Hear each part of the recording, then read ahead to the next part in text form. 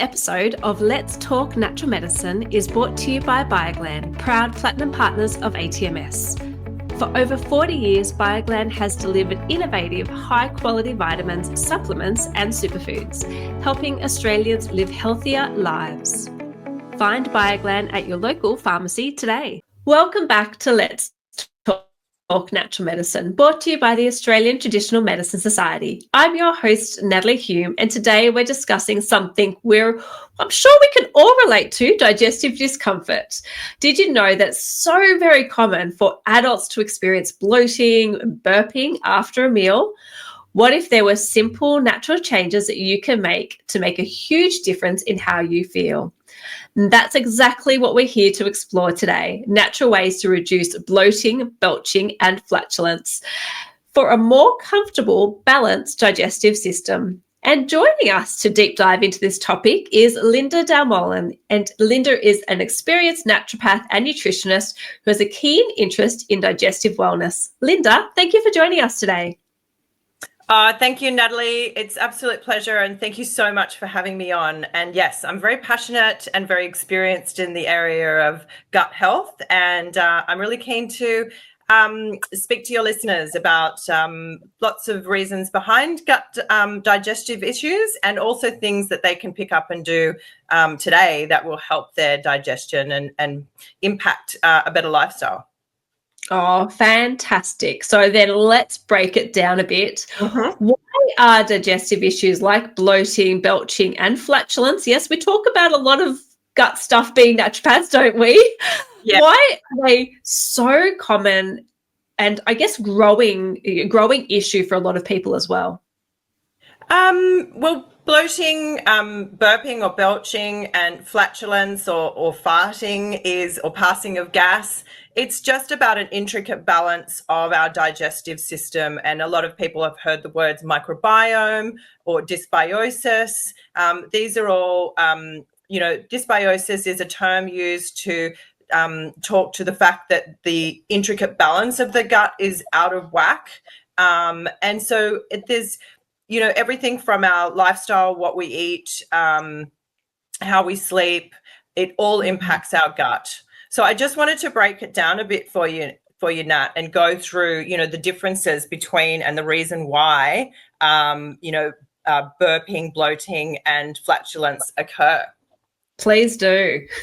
So bloating could be a number of things. It's, more often than not, excess gas that's trapped in the abdominal area or fluid, and this causes distension. But often it's gas, and it's from poor digestion or poor motility, which is basically the transition of food. We chew our food, that's the first stage of digestion, and then it goes through the esophagus down into the stomach where it breaks down further. And often it starts to slow down due to many different factors. And then there's also reasons as well for bloating, and this could be a high consumption of high fermentable foods, especially the high fermentable carbohydrates or high FODMAPs. And then we talk about the imbalance of good bacteria as well. And we might have enough good bacteria in one section of our gut, but then in other sections there might be an overgrowth of opportunistic bacteria, so to speak. And then we also have, burping or belching, and this can be air that's trapped in the stomach for a number of reasons. Again, from fermentation, often it's due to the fact that our digestive motility has slowed down, and combine that with low stomach acid. I know you often think that it's high stomach acid that causes burping, but it's actually more often than not a low stomach acid issue. And what's happening here is the food is being chewed, it's going into the stomach, and it's just sitting there and fermenting. And this produces gas, which escapes back up into the mouth. There's many reasons for low stomach acid, and I treat this very often in my naturopathic clinic. Gallstones can be one of them. Up to 50% of people with gallstones have low stomach acid. There's food sensitivities or intolerances, so we need to identify what these are. There's other things like undigested food in the stool as well as symptoms of low stomach acid, bacterial or fungal infections of the gut. You could have oral candida. There's also SIBO, so small intestinal bacterial overgrowth. We'll talk to that later. But also other symptoms of low stomach acid are skin conditions such as acne, psoriasis, and eczema. And then there's flatulence. So, that is about a buildup of gas in the lower part of your digestive system, the colon area. And again, this can be as well from a slow transit time, which then leads to fermentation of gas, and that's passed as well. But also often it's an issue with a deficiency of enzymes, and enzymes are what we produce to break down certain components of our food, particularly protein digestion can be greatly affected by low enzyme production, and therefore food sits there and it doesn't get digested properly, and again it ferments and causes gas. I love that. Thank you for breaking that down. That gives us such a good overview of what's going on within our bodies when we might not be digesting very well. So this might be a good opportunity to talk about how diet and lifestyle, how they can also contribute to digestive issues. And I guess, are there, everyday habits that tend to be the main culprits as well? Yeah, I mean, yes, dietary factors, definitely, lifestyle factors for sure. And I'll break these down for you, and I think I'll just talk to them in groups. But, our digestive system is such an intricate balance of microbes with, enzymes and proper stomach acid production, and then you've got proper motility. So food and lifestyle affects all of these, and they all have to be in balance for it to function properly. So dietary factors, and the main one I see often is a diet that's filled with processed foods and additives, and it's a bit hard to get away from it today if you're eating ready-made foods from the supermarket, but things like artificial sweeteners, chemical additives, all of the preservatives and emulsifiers, and they're in everything, even health foods that we think are healthy, like almond milk. A lot of the commercial almond milk that's available has so many emulsifiers and other additives which impact our gut microbiome. And then there's an overconsumption of those high FODMAP foods. We spoke about those before. When you combine that with a gut that has a lack of diversity of good bacteria, and you get that slow motility and digestive issues coming from fermentation of the food because it's not getting digested properly. And people can identify that when, say, for instance, they have issues digesting onions or garlic, or things like beans or certain types of fruit as well. Another one is eating too quickly. And, we're really busy, and I see often you see people walking along the street, eating a sushi roll, and it's, it's a little bit shocking because, we shouldn't be eating like that. We should be eating mindfully and sitting down and taking our time and chewing properly. So this can be an issue because it overwhelms the digestive system, and it doesn't give the digestive system time to do what it's meant to do with each mouthful. Another thing with dietary impacts is a lack of fiber. This is really important because we know that good, adequate, increased fiber is one of the most healthiest things that we can do for our body. The amount of fiber that as adults we are meant to be eating is between 25 and 30 grams of fiber a day, but an Australian adult consumes less than half of that. And, and the fiber that they do have, it's mainly insoluble. So these are fibers from just like basic wheat. These ones don't really add any help and nutritive factors to the gut bacteria, but we need to increase good quality soluble fibers like chia seeds, because these help to bulk the stool, but they're also really good food for the gut bacteria and help with the gut repair as well. And then the last dietary reason food sensitivities, mainly gluten and dairy. So, and these can come about from dysbiosis, but often, they're intolerances that are ignored and go on for so long because someone might have an issue with gluten. They might be celiac, and they're not digesting their food properly. They have issues with their gut lining, and this in turn causes bloating and gas. Lifestyle factors are many lifestyle factors. I did touch on food hygiene or eating habits. This is a really big one, as I said. So, poor eating habits, skipping meals, eating massive meals at one time, definitely puts a strain on the digestive system. A sedentary lifestyle, and this is for every piece of our body, we need to move our body so it functions properly. But taking exercise every day is really important to help with that continual gut motility, to make sure that it's moving along. And one of the worst things you can do after you've finished your day and had a big meal at night is to then sit in front of the telly. So I tell all of my clients that after dinner, they go for a stroll, a 20-minute stroll with their partner or their dog or their kids around the block. It does wonders because it's going to help move the food down. Stress and anxiety. So this is something I see in it with my clients a lot. It's chronic stress.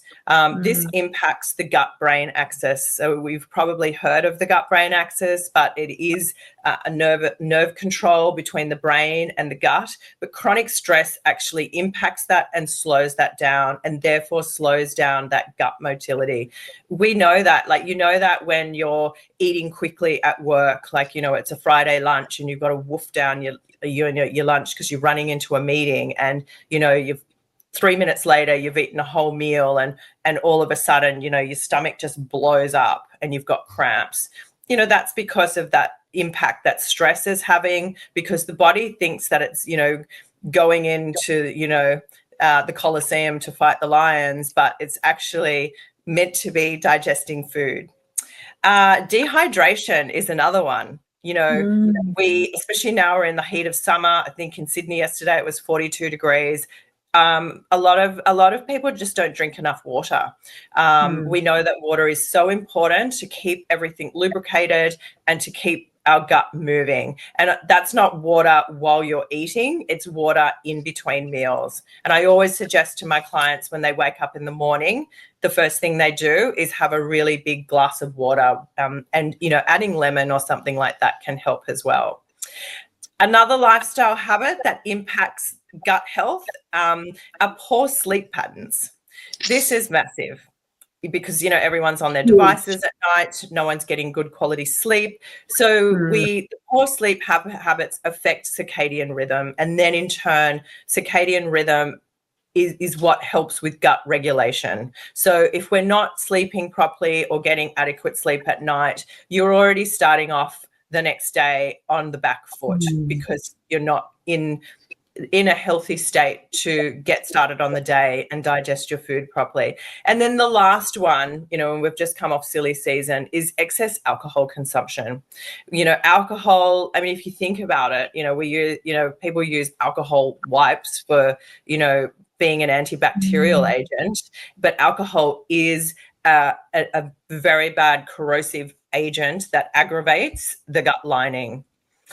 So they're all the lifestyle and diet concerns that I would, there's probably more, but they're the ones that I would see most often in clinics.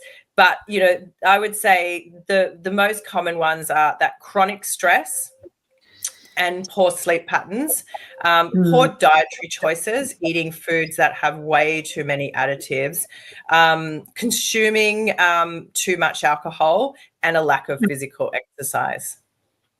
And then do you see, I'm just going to bring this into a picture for us as well, because do you then see that these poor sleep, stressed out people, time poor, then they wake up in the morning, the first thing they do is have a coffee on an empty stomach, where you're suggesting them to have the water. So that's what we see in patients a lot as well. Absolutely. It's the one thing that the first follow up after a consult, it's the first thing that I suggest or put into protocols is cut down the coffee for one. So many people are having, 4 or 5 coffees a day, cut that even down to one, but don't have that within the first 90 minutes of waking, and make sure that you've food first. So, Yep. because that's going to positively impact, have a positive impact on stress management as well. Because coffee it's a negative, it takes away rather than it adds. You think it adds, but it's not. This episode of Let's Talk Natural Medicine is brought to you by Bioglan, proud platinum partners of ATMS. Bioglan is your go-to pharmacy-only provider of high-quality vitamins, supplements, and superfoods. Their commitment to innovation and unique formulations has earned them a reputation for excellence in supporting health and wellness. Together, we're building a stronger, healthier future for natural medicine. Thank you, Bioglan, for your partnership and support. Thanks for unpacking all that. That was absolutely amazing to go through all those issues that could be causing, I guess, digestive issues we talked about. But let's dive into a bit of a digestive health toolkit. What are your top foods, habits, natural remedies to support healthy digestion? Thanks, Nat. Great question. There's so much that you can do today. You could start doing it tonight after dinner or with dinner. So I guess my top things that, before you even seek the help of a naturopath or clinical nutritionist, firstly, it comes down to mindful eating and eating slowly and eating thoroughly. By eating slowly and thoroughly, this in turn, that action stimulates the gastric juices to be ready for the food. When we're wolfing down food or we're eating foods that are too liquid, there's this whole phenomena now that people don't like to chew much anymore, that everything's soft, it's in liquid form. And that in turn bypasses your own way of stimulating your digestion. So, all of this high caloric liquid drinks are hitting the gut without this, without it being primed, I guess, to accept the food. So definitely lots of roughage and chewing food properly so we get good, adequate stomach acid secretion. Another one, which, a lot of people already do, is the good old apple cider vinegar.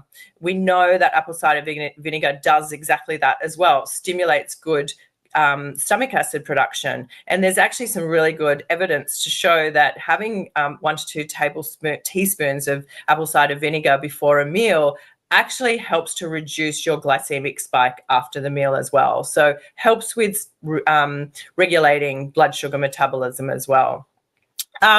Avoid over drinking liquids during the meal. So we want that good stomach acid production to be there, rich in amount for that food. But when you're drinking in between meals, during your meal, you're actually diluting that. So it's diluting and reducing the ability for the food to be broken down and digested properly. So I always suggest that have your last amount of liquid a half an hour before you start your meal. Also keeping a regular routine as well helps. The body it's very smart, and it starts to understand and know when food is coming. So having a regular routine, having a regular sleep hygiene pattern, waking up at the same time, having a morning routine, and having set meal times as well helps to really give the body a chance to to reset during meals. Of course, staying active, we already spoke to that. It's really important that we exercise and stay active for the digestive system to work, for that motility to work. Because when we're sitting down all the time, or as well, when you have bad posture with meals, everything is getting stuck and it can't really move down. Keeping hydration up in between meals, that we want to be drinking a lot of good quality purified water, especially now that it's summertime. Managing stress. So this is the big one. we need to manage stress, meditation, yoga, walking, keeping on top of your stress. As you know, as I've mentioned before, stress really does impact the ability for motility and keeping your digestive system working properly. Limiting carbonated drinks and chewing gum. And we'll talk about a little bit about that later, Nat. But this increases, I guess, well, especially chewing gum, you gulp air in and you can actually end up burping a lot from that as well. Increasing fiber-rich foods. So these are mainly soluble fibers, and these will help feed the good bacteria and help bulk out the stool as well. So that in turn helps with regularity of stool. So what are these foods? These are easily available foods like psyllium husk, chia seeds, green banana flour. There's so much good quality, high fiber vegetables, fruits and vegetables.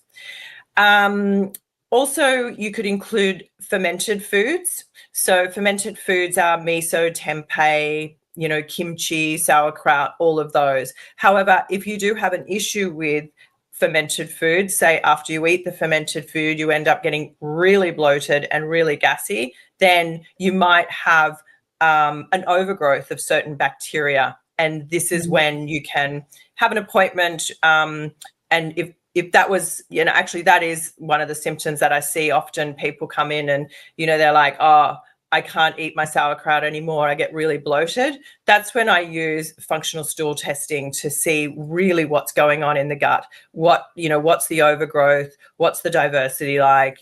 What's the stomach acid like? What's enzyme production like? Another one of my favorite, and I recommend this to all of my clients, is to incorporate fresh ginger into your diet. It's so simple. You can grow it yourself. Fresh ginger, you could put it in smoothies, add it into stir fry, but ginger is highly anti-inflammatory and it is one of the best herbs for motility, helping that peristaltic motility function going so that the food is moving through and it's not sitting there and fermenting and causing gas. Peppermint tea, that's an awesome one as well. Peppermint tea, it has menthol, which is very relaxing to the gut wall. So if you do have a case of bloating or so forth, bring on the peppermint tea, I say. Bone broth is another one. We know bone broth is really high in, silica, collagen, glutamine, all of that. That's very repairing on the gut. So it's helping to heal the gut and make sure that it's functioning properly. Papaya and pineapple. These are two fruits which are very rich in enzymes which help digest proteins. So you could, especially in summertime, have some papaya and pineapple at your breakfast and also, at dinner time as well. Fennel. I had to put fennel in there because this is a lean into my Italian heritage. In Italy, fennel tea is drunk after dinner, and fennel is very antispasmodic. So it's a great tea. You could do a fennel and peppermint tea as a mix and sip on that after dinner to help soothe and help with your digestive process. Healthy fats is another one. We all consume way too many bad fats, but healthy fats like avocado, good fats, olive oil, avocado oil on salads. These help to lubricate our food and also help us absorb good quality nutrients as well. Don't eat late at night. I'm sure your mother told you that, but making sure that there's a good 2.5, 3 hours between when you finish dinner and you go to sleep. Again, we don't want all this food in our system to sit there and, it's the same as straight away after dinner going and sitting on the lounge. And then some people eat and go straight to horizontal. I mean, how is the digestive system meant to work? It's, again, best thing to do after dinner, go for a whip around the block, get your steps up. Also, as I said, exercise, avoid overeating and having good posture. I love it. That's a great list and so many practical tips. Oh, there's more. I love it. And there's so many things that are just in everyone's cupboard, right? That they can lots of bring out things. I mean, I've got other things here. You know, turmeric is another one. You could add, Yes. you know, turmeric as grated turmeric, like ginger. You could put that into your smoothies. It's highly anti-inflammatory. Aloe vera juice is another one. I love to have aloe, especially with constipation. It's really good. A good quality aloe vera juice helps with that. And then activated charcoal capsules, not to be used every day unless under the guidance of a naturopath, but activated charcoal can be something that you can have on hand to use with gas or flatulence, because it can help absorb the gases. But yeah, that there are lots of things that your audience can go ahead today and start to incorporate into their life. I love it. One of my favorites is definitely peppermint tea, but I'll be definitely looking at getting fennel now as well. Yeah. And so now time for our quick fact or fiction segment. I'm going to mention a common digestive myth, and can you tell us if it's fact or fiction? Okay, So I'll try. you can try. And you mentioned this before, actually. So does chewing gum really cause bloating? I'm going to say yes, Natalie. I'm going to say yes, because there's so many factors. Because people, if you're chewing a lot of gum all the time, you're taking in a lot of air. So it can cause burping and bloating for sure. Another thing as well, there's a lot of artificial sweeteners, or what we mentioned before, the polyols, maltitols, sorbitols. They're in a lot of the low carb, low sugar chewing gums. These are very hard to digest by the gut bacteria, and they cause a lot of fermentation and gas. Also, too, it can cause bloating as well, because you're chewing something, so it's stimulating that gut gastric production without any food going in there, and therefore affecting gut motility. So I'm going to say yes. To avoid it, limit chewing gum, choose a good chewing gum, and just stay hydrated. Yeah. Okay. I love it. And really, this has been an amazing episode to really deep dive into digestive health. So thank you so much for joining us today and giving us all those practical tips that we can go use straight away. Thank you, Nat. Absolute pleasure. Thank you so much. And yeah, have a good night. And thank you to our listeners for joining us on this episode of Let's Talk Natural Medicine. If you're looking for a natural medicine practitioner, please visit atms.com.au and click on Find a Practitioner. Also, while you're there, sign up to our Friends of Natural Medicine newsletter for wellness tips, digestive tips, recipes, and much more. So let's wrap up with a couple of quick wins for digestive health. Be mindful of your food choices. Obviously, fresh is best. Try herbal teas like peppermint and ginger.